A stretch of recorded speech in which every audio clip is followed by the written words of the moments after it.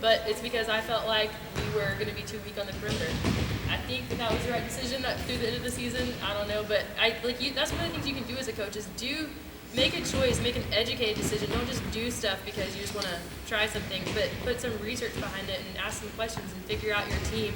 But then don't be afraid to try things. If you have an inclination that this isn't going to work for my team, but this could, do it. That's the only way that you're going to learn as a coach. And we're giving you all of these tools and these resources because we want you to know the game. We want your girls to know the game. We want them to come to us and to know volleyball and to love volleyball because they feel competent in what they're doing. So hopefully all of this is giving you just that.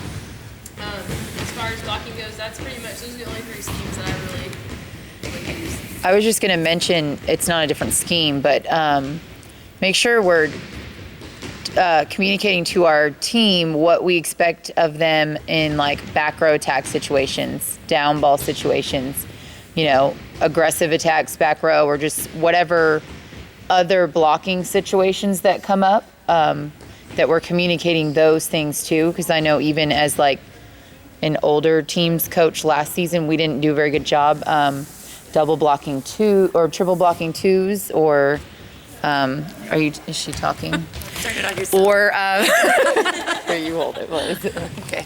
Anyways, but those kind of out of system things that we sometimes forget to make sure we practice and communicate to our kids, because otherwise if you all of a sudden get in a game where there's a kid who can hit back row and you haven't worked on defending back row attacks, you're gonna struggle. Your team's gonna struggle. So make sure like it's not just talking about blocking 1s and C's and 3s and 4s, but back row attacks, down balls. What are you guys teaching them to do in those situations? And teach them multiple defenses. Yeah, and it would be good. Higher level teams should be probably knowing multiple defenses for sure, and it'd be nice knowing multiple blocking schemes. Yeah. Be able to do. You do. want to go over defensive? We have them on the notes, but it's pretty late. No, I think we can push it to next time. We only have a couple minutes, so. Okay, you have all of this stuff in your notes. If you guys ever have any questions, that's the thing too, is we don't feel like I know. We have so much to learn about volleyball, and we like talking to you guys, and we like hearing it. A lot of what we've come up with has been from talking with coaches. So if you have questions or you think like, I don't know how to feel about that, just come talk to us. But again, we would ask that you would stay consistent with the things that we're teaching, because in the end, again, it goes back to the first training. We want to build a club. My heart so badly is that this club will be recognized and that players would want to come play for us because they see that we love our players, but also that they see that we produce good athletes, because the more players that come, the more players that we get to tell them about Jesus, we get to love them, we get to do things that not any other club does.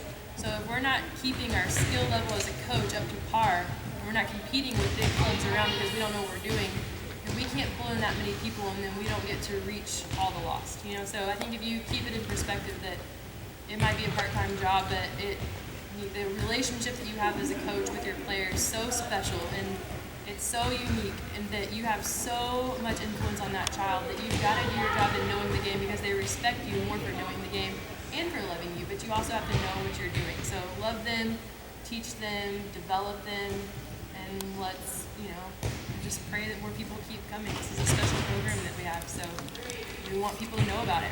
So that's the purpose of all this stuff. So that's kind of it. I don't really have anything else. Thank you. Yeah, thank you, Lindsay. Tommy has a question. Can I teach swing blocking or no? No. To 14-year-olds? Not to your 143s. I don't think you're going to want to teach that dirty. Take